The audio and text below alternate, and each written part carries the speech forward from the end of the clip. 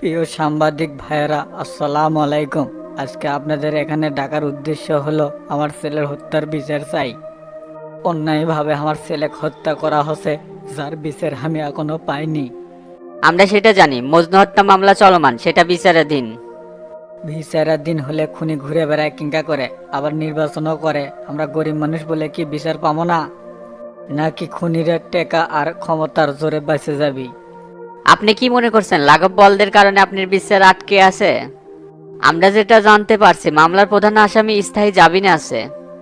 মামলাটি যে দীর্ঘদিন যাবৎ বন্ধ আছে, এ বিষয়ে আপনি কি কি পদক্ষেপ নিছেন? আমি গরিব মানুষ, বয়স্ক মানুষ, যেটি যাই সেটি খেলে হাহাকার। আমার একমাত্র ছেলে, যার উপার্জনে আমার সংসার চলতো, তাকে নির্মমভাবে খুন করা হলো এবং খুনিক শনাক্ত করা হলো। তারপরও খুনি ওপেনে ঘোরাফেরা করিচ্ছে, নির্বাচন করিচ্ছে। আপনারা সেই প্রশ্নের উত্তর দেন আগে। আমি মাননীয় প্রধানমন্ত্রীর কাছে বিচার চাই, এর একটা সুষ্ঠু বিচার করে দেন। আর একজন খুনি তাই কেঙ্কা করে দলের মার্কা পায়। আপনি কি কারো সাহায্য নিছিলেন বা কারো কাছে বলছিলেন এই কথাগুলো? সাহায্য কৃষক লিমো, দেশে কি আইন কানুন নাই? আমি তো তার ফাঁসি চাই, ফাঁসি। সরকারের কাছে আমার আকুল আবেদন, আমার বেটার হত্যার বিচার না পাইলে জনসমক্ষে আমার জীবন দিয়ে দেবো। এর জন্য দায়ী থাকবি সরকার। আপনি এত ভেঙে পড়েন না, নিয়ম অনুযায়ী কাজ করেন, অবশ্যই সুবিচার পাবেন। যদি সুষ্ঠু বিচার পাতাম তাহলে একদিন পায়ে গেলাম নি, ইনকে করে আটকে থাকতো না। আবার শেষ কথা আমি কয়ে দিছি, হয় বিচার পাবো, না হলে জীবন দেবো। ওরে শালা, আইনা দেখেছি পেছনে বাঁশ দেওয়ার জন্য হাজির হয়ে গেছে। মনে হচ্ছে দীর্ঘদিন ধরে আমার পেছনে ষড়যন্ত্র চলতেছিল, যার প্রতিফল হচ্ছে মজনুর বাপ। হঠাৎ করে মজনু হত্যার বিষয়টা সামনে নিয়ে এসে আমাকে দাবানোর চেষ্টা হচ্ছে।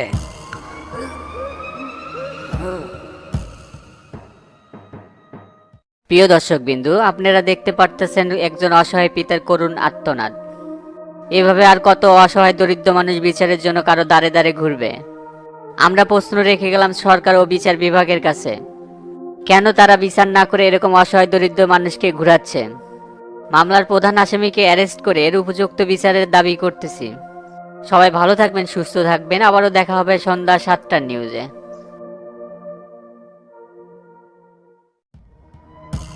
কাম সারছে রে ডন, এই বুড়ো আমার পিছে যেভাবে লাগছে একটা তো অকাম করে ফেল দিবি। কিন্তু এই কামটা করতেছে কেটা? মজনুর বাপ তো একা সাহস পাবে না। আপনি এত টেনশন নিচ্ছেন কিসের? আপনি তো স্থায়ী জামিনে আছেন, ওই যতই সংবাদ সম্মেলন করুক কোনো লাভ হবে না। মনে হয় 2-4 টাকা খরচ করছে, এই জন্য মিডিয়ার লোক পিছে পিছে ঘুরিচ্ছে। বুড়া যদি এতই কিছু করে পারলো নি, তাহলে আজ আপনি 14 শিখের মতো থাকলেন নি, বাইরে হয়ে পারলেন নি না। চিন্তা কি আর এমনি করেছি বে? এতদিন বিষয়টা ধামাচাপা দিয়ে ধুছিলাম, কিন্তু এখন তো সব ফ্লাশ হয়ে গেল। কিন্তু সারা দেশের মানুষের মাথাতে ঢুকে গেল, তো তা অপরাধ করার শর্তে ওপেনে ঘুরে বেড়াচ্ছে। এলে নিয়ে যদি এখন আন্দোলন হয়, তখন তো আমার স্থায়ী জামিনও বাতিল হতে পারে। এখন তুই বুঝে কত বড় চাপের মধ্যে আমি পড়ছি। শালার বেটারা আমার সাথে চিটিংগিরি করতেছে। এখন মনে হচ্ছে ওই বুড়ো টুটি চিপিতে মেরে ফেল দিই। আমার মনে হয় এর পিছনে সামসু আছে, এই শালাই পিছন থেকে কাটি নড়াচ্ছে। তাছাড়া এই বুড়ো এত সাহস কিরকম করে হয় যে সরাসরি আপনার বিরুদ্ধে কথা বলবে? সামনে জেলা কমিটি দেখছে আর দুনিয়া তাল বাহানো শুরু করছে, ওকে টার্গেট আপনি নেতা হবার দিবি না। বুঝিচ্ছেন না? আপনি নেতা হলেই যে শামসুর বিভিন্ন কাজের সমস্যা সৃষ্টি হবে। ষড়যন্ত্র যতই করুক, এই তোতা আটকে রেখে পারবি না। সবকিছু ডিঙ্গে তোতা নেতা হবেই। শামসু হয়তো বা আমাকে আটকাবার যাচ্ছে, যার কারণে মজনু বাবেক সামনে নিয়ে এসলো, কিন্তু কোনো লাভ হবি না। দুঃখের কথা আর কি কোমরে, যতবারই সামনে যাওয়ার ধরছি ততবারই পিছন দিয়ে টেনে ধরছে। এটা হলো বাঙালির স্বভাব। শামসু হচ্ছে লোভী, একটা পথ পাচ্ছে আর একটা পথ পাওয়ার জন্য তাল বাহানা করতেছে। কে রে, তোর যদি সবই লাগে তাহলে আমরা কুটি যাবো? শালারা সুযোগ বুঝে পেছন থেকে কাটি নাড়াচ্ছে, সাহস থাকলে সামনে এসে কাটি নাড়া। সামনাসামনি আপনার সাথে লাগার মতো মরদ এই শাহজাহানপুর গাবতলে কেউ নাই, সেটা আমি ভালো করেই জানি। শামসু শফিক এরা হলে খেকি কুত্তা, পেছন থেকে গেলে খেউ খেউ করবি, সামনে আসার সাহস নাই। শফিক হচ্ছে আর এক সুসোয়া, দলের থেকে বহিষ্কার হবে সেই ভয়েই শামসুর সাথে যোগ দিছে। আগে এই প্যাঁচ থেকে ওঠে নেই, দেখি ওর শামসু ভাবি ও কি করতে পারে। এবার দলে হয় উই থাকবি, না হয় আমি থাকবো, তাও এর শেষ দেখে ছাড়মো। এই ডন, এই কাশেম টিভির এমডিক ফোন দেওয়া লাগবে। উই কি জানে না এই তোতা কেটা? এই তোতা যদি ইচ্ছা করে ওই রকম 2-3টে এমডিক নাই করে তোর ক্ষমতা রাখে। ভাই এখনই ফোন দেন, ওকে ঝাড়ি না দিলে হবি না। শালাকের দিন দিন স্পর্ধা বেড়ে যাচ্ছে, নিউজ করার জায়গা পাচ্ছে না, এখন এসে আপনি পিছিয়ে লাগছে। টেবিলের উপরে ফোন আছে, ফোনটা আনতো, ওকে না হালকার উপরে সাইজ করি। আচ্ছা ভাই, দিচ্ছি। হ্যালো, আসসালামু আলাইকুম, কে বলতেছেন? আমি তোতা বলতেছি। আপনি কি কাশেম টিভির চেয়ারম্যান বলতেছেন? জি, আমি কাশিম টিভির চেয়ারম্যান বলতেছি, আপনাকে কিভাবে সাহায্য করতে পারি? সাহায্য আর কেমনে করবেন মিয়া, তলে তলে তো বাঁশ দিচ্ছেন। এলে কি উল্টা পাল্টা নিউজ করতেছেন? আপনাকে এর ভিতর থেকে কি ভয় ডর উঠে গেছে? সরি, আপনার কথা ঠিক বুঝতে পারতাছি না, একটু ক্লিয়ার করে বলেন তো। এত ঢং করতেছেন কৃষক, কথার দায়িত্ব শুনে বোঝেন না আমি কি করছি? কিছুক্ষণ আগে যে নিউজ প্রচার করছেন, আশা করি এই ধরনের নিউজ আর কভার করবেন না। তা না হলে দেখবেন আপনি আছেন কিন্তু টিভি চ্যানেল নাই, টিভি চ্যানেল আছে কিন্তু আপনি নাই।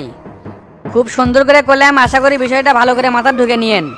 আরে ভাই, আপনি কি আমাকে ঠেট দিচ্ছেন নাকি? ভুলে যান না, আমি কিন্তু কাশিম টিভির এমডি, ইচ্ছে করলে সব কিছু করতে পারবো। ও বাবা, কয় কি রে, ওই রকম দুই চারটা এমডি আমরা জন্ম দেই মিয়া। এখন খালি থ্রেট করলাম, পরে কিন্তু অ্যাকশন শুরু হয়ে যাবে, মনে রাখেন। ধুর মিয়া, ডিস্টার্ব কথা রাখেন।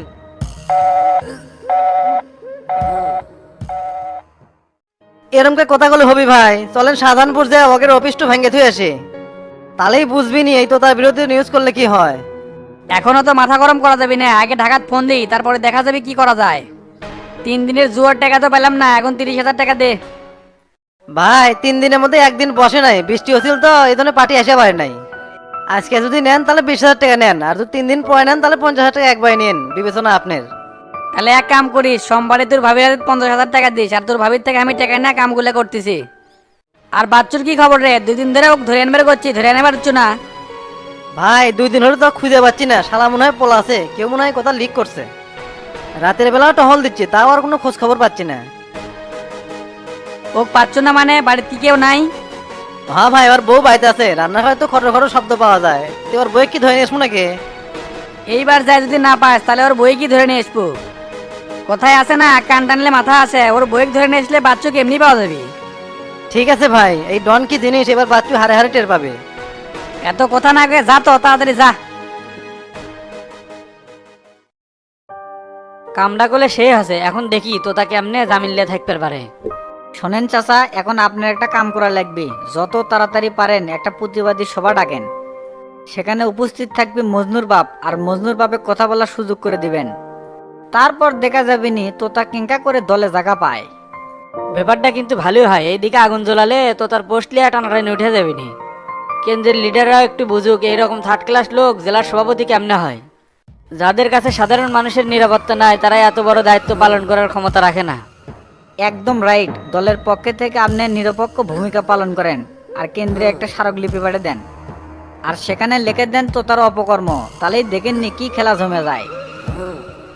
রাজনীতির খেলা খেলতে হলে আপনাকে বুদ্ধিতে খেলতে হবে, না হলে কিন্তু ঠকে যাবেন।